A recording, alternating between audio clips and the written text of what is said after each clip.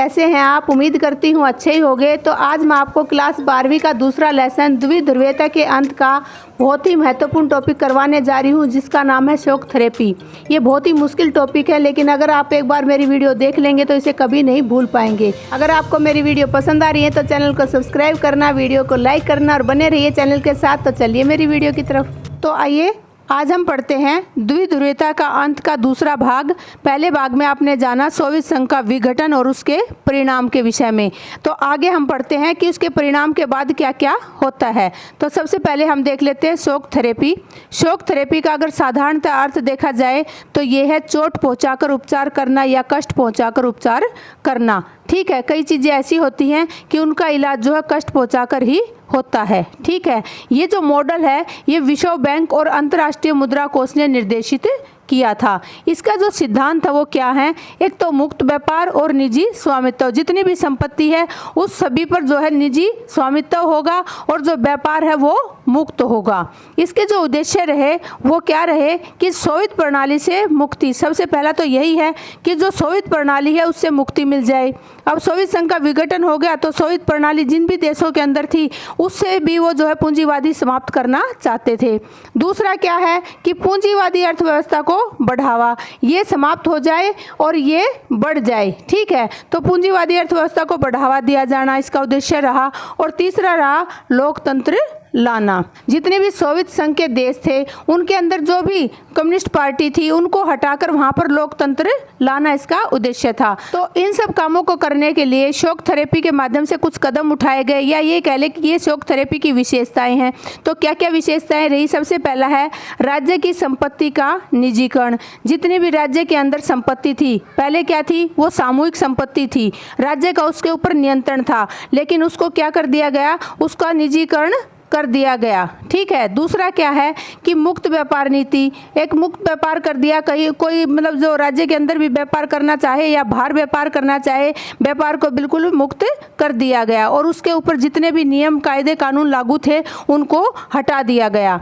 आगे क्या है कि जो सोवियत गुट है उसके जो व्यापारिक गठबंधन थे उनको पश्चिमी देशों में जोड़ना। सोवियत गुट के जितने भी व्यापारिक गठबंधन थे उनको क्या किया गया? पश्चिमी देशों यानी पूंजीवादी देशों में जोड़ दिया गया। अगला है सामूहिक कृषि का निजी कृषि में बदलाव। जो कृषि कम्युनिस्ट पार्टी के टाइम पर सामूहिक होती थी अब वो निजी कृषि में बदल दी गई। आगे क्या है? मुद्राओं की आपसी परिवर्तनशीलता। इन कामों में जैसे व्यापार करना है या कोई और निजी काम करना है, उन कामों में अगर मुद्राओं की परिवर्तनशीलता भी हो तो वो परिवर्तनशीलता भी उन्होंने शुरू कर दी ताकि किसी के व्यापार में कोई रुकावट ना आए। आगे है शॉक थेरेपी के परिणाम। क्या है कि सबसे पहला है कि अर्थव्यवस्था में गिरावट। आप सभी को पता है कि क्या है कि जितने भी साम्यवादी देश थे, क्या थे? साम्यवादी देश थे। अब उनकी जो अर्थव्यवस्था थी उस पर जो है पूंजीवादी अर्थव्यवस्था ने अपना कंट्रोल कर लिया था। ठीक है, पूंजीवादी ने अपना कंट्रोल कर लिया था। एकदम से साम्यवादी अर्थव्यवस्था पूंजीवादी में जब चेंज हो रही थी तो इतनी जल्दी से वो अपना विकास नहीं कर पाई और ये जो साम्यवादी अर्थव्यवस्था थी इसमें क्या हुई? गिरावट आ गई। ठीक है, अब क्या होता है कि जो रूसी मुद्रा है, कौन सी? रूसी मुद्रा रूबल, उसका क्या हो जाता है? अवमूल्यन हो जाता है। अवमूल्यन क्या होता है?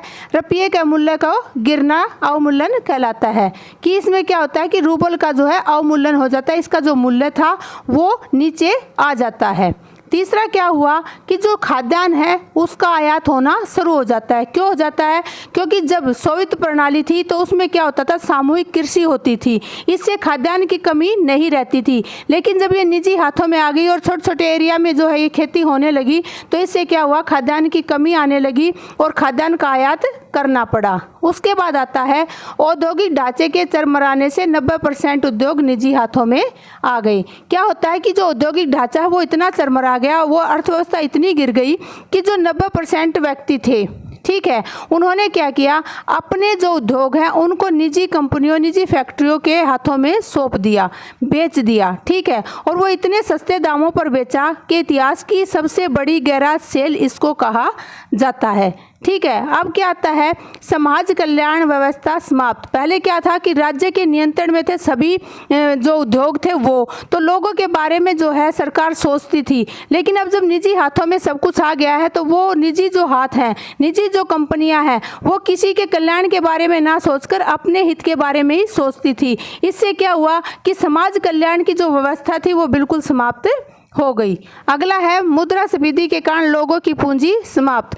क्या हुआ कि जो रूसी मुद्रा रूबल थी उसका अवमूल्य इतना हो गया, अर्थव्यवस्था इतनी चरमरा गई कि जो बैंक हैं वो दिवालिया हो गए और जो मुद्रास्फीति है उसकी दर बढ़ गई। इससे क्या हुआ कि जो लोगों की पूंजी उन बैंकों में थी वो भी समाप्त हो गई। फिर क्या होता है कि जो अमीर व्यक्ति हैं वो अमीर होते चले गए और जो गरीब व्यक्ति थे वो गरीब होते चले गए। इससे अमीर और गरीब के अंतर में बहुत ज़्यादा वृद्धि हुई। अब हम पढ़ते हैं सोवियत राज्यों में तनाव एवं संघर्ष। क्या होता है कि 1991 में सोवियत संघ का जो है विघटन हो जाता है और उसकी जो सोवियत प्रणाली थी यानी जो साम्यवादी व्यवस्था थी उस पर जो है पूंजीवादी व्यवस्था ने अपना अधिकार जमा लिया था। लेकिन फिर भी जो है सोवियत संघ के जो राज्य हैं, सोवियत संघ के जो मेन राज्य था रूस, उनमें जो है तनाव और संघर्ष होते रहते हैं। वो किस प्रकार हुए और कहाँ कहाँ ये संघर्ष चले, आइए जानते हैं इनके बारे में। सबसे पहले बात कर लेते हैं रूस के दो गणराज्य हैं दागिस्तान और चेचन्या, इनमें बहुत हिंसक आंदोलन चले और रूस ने क्या किया, इसमें मानव अधिकारों का उल्लंघन भी किया। यहाँ पर जो है उन्होंने बम वगैरह प्रयोग किए। दूसरा क्या है, तजाकिस्तान, 10 वर्षों तक यहाँ पर सांप्रदायिक दंगे होते रहे और ये उन दंगों का शिकार होता रहा। आगे देखिए, अजरबैजान के प्रांत नगर्नो कराबाख में रहने वाले आर्मेनियन की आर्मेनिया में शामिल होने की इच्छा। क्या है कि जो अजरबैजान देश है उसका एक प्रांत है नगर्नो कराबाख, इसमें कुछ जो है आर्मेनियन लोग रहते थे। ये कहाँ के थे, ये आर्मेनिया के लोग थे। अब इनकी इच्छा वापस जागृत हुई कि वो अपने देश में शामिल हो जाए। इस वजह से जो है यहाँ पर भी संघर्ष और तनाव की स्थिति बनी रहती थी।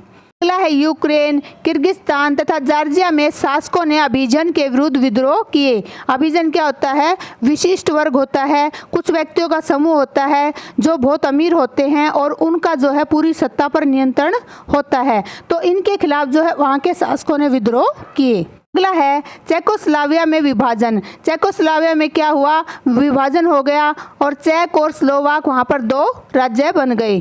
अब है यूगोस्लाविया, इसका भी विभाजन हुआ और ये 7 गणराज्यों में विभक्त हो गया। आगे है मध्य एशिया के पेट्रोलियम संसाधनों के कारण चीन, रूस, अफगानिस्तान की घुसपैठ। क्या है कि मध्य एशिया में पेट्रोलियम के संसाधन थे जिसकी वजह से उसमें भारी घुसपैठ होने लगी और इन देशों में जो सबसे आगे थे वो थे चीन, रूस और अफगानिस्तान। रूस ये मानता है कि ये मेरा एरिया है। देखिए आगे क्या है कि रूस का अत्यधिक प्रभाव दिखना, रूस वहाँ पर अपना अत्यधिक प्रभाव दिखाता है क्योंकि रूस का ये मानना है कि ये मेरे नज़दीकी हैं, तो यहाँ पर जो है मेरा अत्यधिक प्रभाव है। तो ये रहा सोवियत राज्यों में तनाव और संघर्ष की स्थिति। थैंक यू मेरी वीडियो देखने के लिए। अगर आपको मेरी वीडियो पसंद आ रही है तो चैनल को सब्सक्राइब कीजिए, वीडियो को लाइक कीजिए, बने रहिए चैनल के साथ। मिलती हूँ अगली वीडियो में। Bye bye, take care.